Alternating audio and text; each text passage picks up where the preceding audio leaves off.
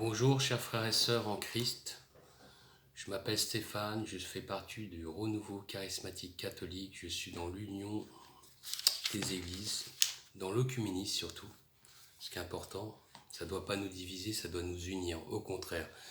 Aujourd'hui je voudrais vous parler du péché de la langue, un thème terrible.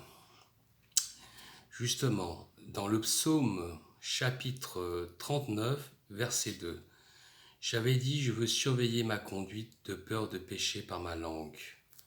Qu'est-ce que ça veut dire? C'est-à-dire que quand on est un homme chrétien, on doit surveiller sa langue. Parce que la langue, elle fait beaucoup de dégâts et pourtant elle est toute petite. Mais après, si on ne fait pas attention, ça réagit sur notre comportement, la langue, sur des points, sur des gestes, sur des critiques, sur des médisants. Et c'est vraiment terrible, quoi, parce que dans le monde où on vit, en fait, on fait souvent des péchés de la langue. Et puis, moi qui suis chrétien, ça m'est arrivé souvent de faire des péchés de la langue. Donc, les péchés de la langue, c'est quoi? C'est faire du mal à quelqu'un, lui dire des insultes, se mettre en colère, le critiquer, avoir des furtilités, avoir de l'animosité. Vous voyez, c'est tout ça le péché de la langue. Donc le péché de la langue, il est terrible parce que il fait du mal. Et pour nous, qu'est-ce que c'est qu'un péché de la langue, nous qui sommes chrétiens? Un péché, déjà, c'est une blessure. C'est une manière, on pêche, et en même temps, il y a une blessure entre Dieu et moi. Vous voyez, il y a un truc qui s'est cassé, qui s'est brisé.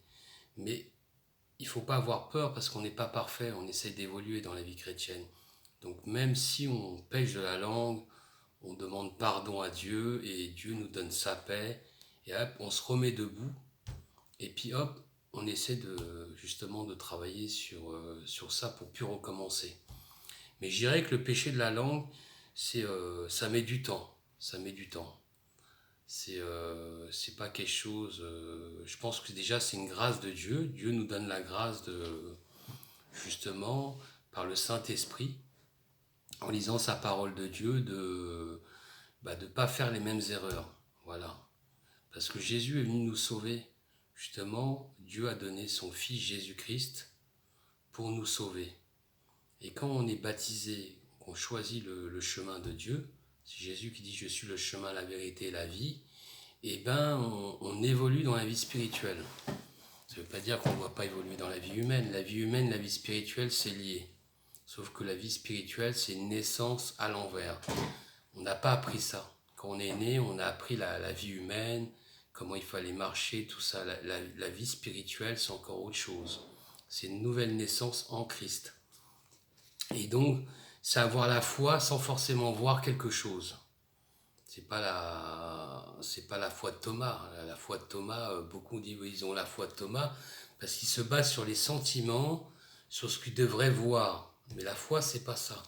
La foi, quand on médite la parole de Dieu, on la met en application, Dieu nous parle dans sa parole, Dieu nous fait voir les choses. Vous voyez, on peut lire la Bible plusieurs fois et puis ça va pas pénétrer. Et puis à un moment donné, le Seigneur va nous faire voir une parole, on va la lire et ça va nous toucher intérieurement, ça va nous donner une onction. Et on va comprendre que cette parole, elle est pour nous et pour les autres. Donc je voudrais vous relire aussi un passage justement dans Jacques, chapitre 3, verset 5. Ne soyez pas nombreux, mes frères, à devenir ni docteurs, vous savez que nous serons jugés plus sévèrement, car en bien des points, nous chutons tous. Il parle de la langue. Si quelqu'un ne chute pas en parole, celui-là est un homme parfait.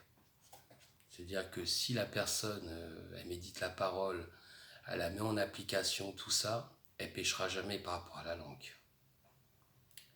Capable de refréner le corps entier. Quand nous mettons un frein dans la bouche des chevaux, nous en faire obéir, nous dirigeons le corps entier. Voyez encore les bateaux, si grands qu'ils soient et poussés par des vents violents, une minuscule gouvernail les dirige au gré du pilote, De même, la langue est un petit membre qui se glorifie de grandes choses. C'est-à-dire que la langue, on peut se glorifier dans l'orgueil, c'est moi le plus fort, c'est moi j'ai plein de voitures, j'ai des belles maisons, j'ai des belles femmes. En fait, c'est de la vanité, c'est de l'orgueil. Vous voyez? Et si un chrétien il agit comme ça, il voit tout de suite qu'il n'est pas dans l'humilité, il est dans l'orgueil spirituel. Et ça change tout. Donc il faut faire attention, il faut essayer d'écouter les gens, il faut être prompt à parler, il faut faire attention à la langue. La langue, c'est vraiment, je vous dis, ça peut détruire beaucoup de choses dans notre vie. Et nous qui sommes chrétiens, quand on applique la parole de Dieu, ben, on va évoluer, on va plus pécher de la langue. C'est-à-dire qu'on va plus dire du mal des gens, on va plus dire des médisances, on va plus critiquer, on va plus être hypocrite, on va plus juger, voilà, c'est tout ça. Et c'était des très beaux passages justement sur les péchés de la langue, comme il dit, si quelqu'un ne chute pas en parole, celui-là est un homme parfait. Donc dès qu'on arrive à ça, c'est déjà bien. Et je pense qu'à force de lire la parole de Dieu, la parole de Dieu nous instruit.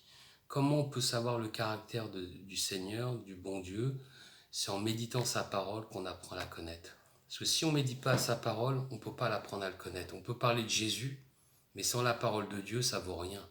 Il faut lire sa parole vraiment pour connaître que Jésus, que le Père, le Saint-Esprit, qui veut dire la Trinité, Père, Fils et Saint-Esprit, nous parle dans sa parole de Dieu. Il veut si vous voulez, on est en apprentissage. Il veut qu'on devienne meilleur. Il veut qu'on soit à l'image de son Père Jésus.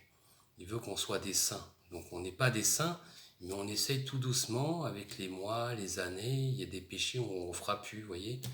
Quelqu'un qui est critiqué, il ne va plus critiquer. Quelqu'un qui était médisant, il ne va plus médisant. Mais ça met du temps. Vous voyez, on n'est pas parfait. L'essentiel, c'est de toujours progresser dans l'amour du Seigneur. C'est ça qui est important. Donc voilà, je voulais vous faire un petit résumé sur les péchés de la langue. Voilà, faites attention à votre langue. Que le Seigneur bénisse tout le monde, ceux qui sont chrétiens, pas chrétiens, parce que je m'adresse même à des gens qui ne sont pas forcément chrétiens. Je vous laisse mon numéro de téléphone si vous voulez m'appeler au 07 61 96 55 10 pour discuter de la parole de Dieu ou faire une prière de libération par téléphone, tout simplement, voilà. Je voudrais passer un petit bonjour à Saka qui est de la Ferté, que le Seigneur te bénisse en ce jour, amen, amen, parce qu'elle m'a beaucoup aidé aussi par rapport à ça. Oh le temps m'a réparé, plus rien n'est comme avant, quelqu'un m'a déjà soigné. Oh le vent a bien tourné, grâce à Jésus le Christ qui m'a donné le Saint-Esprit. Ô Saint-Esprit, merci de ton amour. Oh gloire à toi, ô Saint-Esprit, merci de ton amour.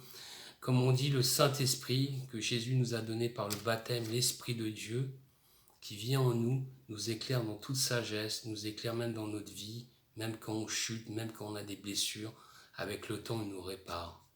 C'est une manière de changer, c'est une manière de se convertir, de donner sa vie à Jésus. Je vous laisse, à bientôt dans une prochaine vidéo. Si vous voulez liker, vous likez. Si vous voulez pas liker, vous likez pas. Si vous voulez vous abonnez pas. Voilà, je vous ai laissé mon numéro de téléphone. Que le Seigneur vous bénisse vraiment dans son amour, lui qui a donné sa vie, qui est mort sur la croix pour nous sauver. Amen. À la prochaine. Au revoir.